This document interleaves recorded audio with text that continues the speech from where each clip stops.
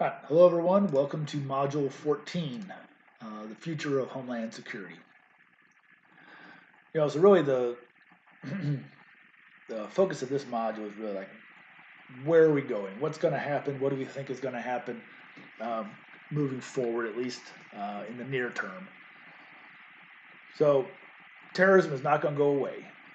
Natural disasters is not going to go away. None of those things are going to go away. Terrorism has been going on for hundreds and hundreds of years. So it's not going to go away anytime soon. So realistically, what we're talking about is domestic security objectives that are able to mitigate uh, unpredictable risks from terrorism or the new terrorism. Right? You're not going to be able to eliminate them. No one has been able to this point, and there's really um, no way to really do that. Um, Long term, domestic security initiatives should try to ensure federal leadership in developing common standards for homeland security systems.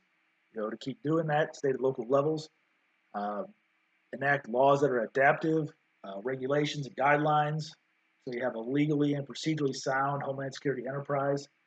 Do your best to disrupt and prevent violent extremists, from operationalizing their conspiracies, and try to decrease the probability that terrorist attacks result in extensive destruction or extensive social disruption or mass casualties. Those are really the only things that you can do, um, objective wise, moving forward. So as part of that, um, they develop theoretical models and practical models um, to try to figure out, what may be coming. But here's the thing: uh, no one model or system for promoting homeland security can apply across all timelines and across terrorist environments.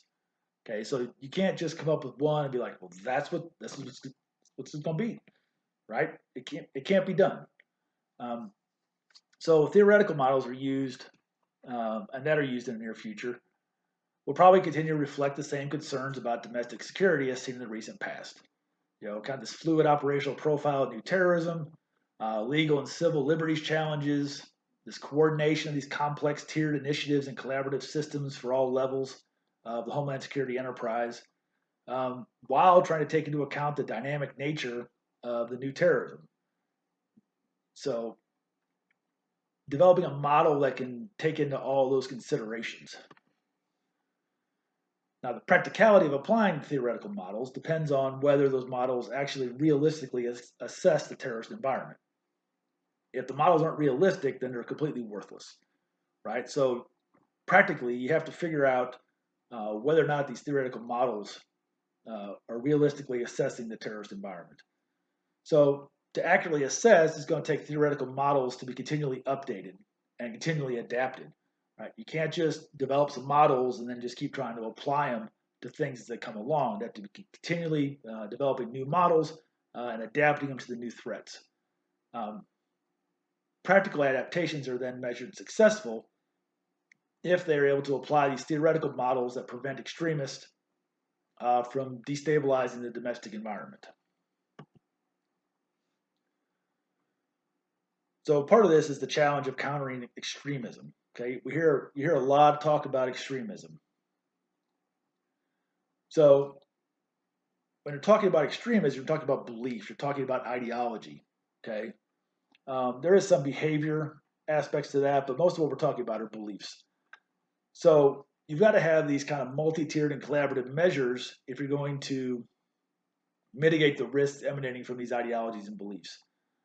Okay, because remember we talked about extremism does not necessarily equal terrorism, right? There's a lot of people who are extreme that never do any kind of violence. So what you're trying to figure out here is what is the tipping point? What are the things that we need to be figuring out? What do we need to look for that's going to cause somebody to go from having these extreme beliefs to then turning them into violent behavior? One thing we've learned is that coercive measures are rarely effective long. They may be effective at first, but long term, coercive measures are probably not the best avenue. Why? Extremism beliefs are long held, not easily reversed. Right? You're talking about beliefs, you're not talking about behavior. Um, and since this extremism often comes from domestic conflicts, You got to think about societal and cultural considerations as well when you're trying to counter extremist behavior and ideologies and beliefs. In the future, one of the challenges is going to be collaborative consensus. Right, everything in Homeland Security has got to be collaborative. So you have this collaboration on all levels of government, and if you can get consensus and get people all working in the same direction, that will only strengthen Homeland Security prevention and mitigation. Okay, anytime you have this complex and tiered system, you're going to have challenges. Okay, so if you can figure out initiatives that get everybody on board, that will reduce the likelihood of disorganization and disarray in the event of an incident. Everybody's got to be on the same page. Everybody's got to be moving forward in the same direction. Another challenge is countering new terrorism. Okay, we talked about models just a minute ago. These counter-terrorist models have got to be flexible enough to respond to new environments. You have to avoid this reliance on methods used to fight the last war. And historically, that's what happens, right? Something happens, then you develop policies and procedures to mitigate that, but that may not be what's happening next time. Okay, because this is kind of a new ball game, right? New terrorism is a little bit different than terrorism that we've seen in the past. So you have the fronts of this new war are much more amorphous. Okay, so you have uh, various fronts like Homeland Security protection, covert shadow wars, counter-terrorist financial operations, global surveillance of communication technologies, identifying and disrupting transnational terrorist cells and support.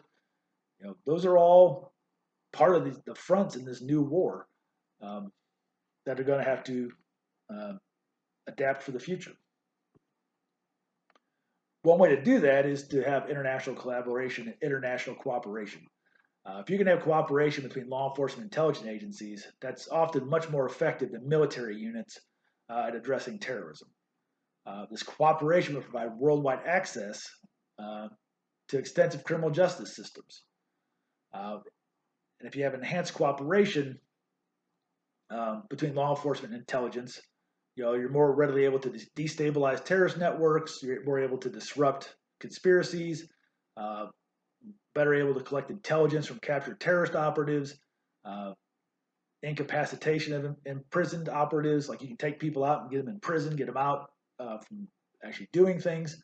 So cooperation at international level is going to be important um, because of the focus of the new terrorism on international terrorism.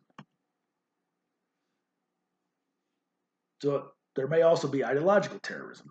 Okay, we talked about the left and the right earlier in the semester. So what's the future of the violent left look like? Well, the violent left has not been as pronounced as it was back in the 60s to the 80s.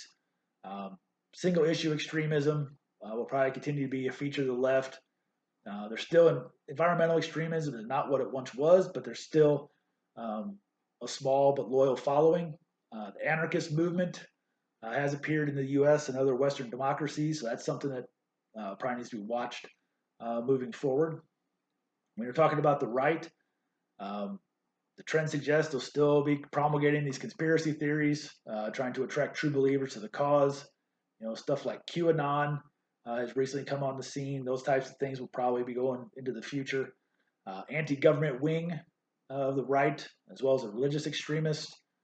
Um, those those types of ideologies really kind of never seem to go out of style, right? So they'll be going forward as well. Lone wolf attacks, vehicular attacks, bombings, mass shootings, the things that the far right does, they'll probably continue to do that, at least in the near term. Internationally, trends suggest the threat from international terrorism is still high. Trends suggest the U.S. is still a preferred target. Uh, Most likely, the violence will come from Middle Eastern sources, but also have to think about the sleeper cells, within the U.S. And any of the activity profile of new terrorism. Like all those things, are at least in the near term, are going to continue to be terrorist threats toward the United States. However, there are some counterpoints to international terrorism, and some viewpoints, at least, that um, there may not be dissident political violence, forever into the future. Things like the Arab Spring uprising, that demonstrated that support uh, for a momentum of domestic terrorist movements can be undercut by social reforms. Um, International counter-terrorist cooperation has been shown to be somewhat effective. And the other thing is that there's not a single binding or common ideological foundation for the political violence. Religious extremism is pretty self-isolating, and there's no longer this international like solidarity movement for ethno-nationalist or religious violence. So, if there was some kind of single binding or common ideological foundation, that would make this so much stronger. But there's not. That may bode well for counter-terrorist operations into the future. So that just leaves us with the question, like, where are we going? What do you think is going to happen? Uh, think about that. And with that, I'm going to bring an end to the modules for this course. Please make sure you do your assignments. If you have questions, please let me know.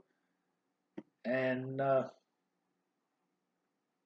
guess we'll just leave it at that.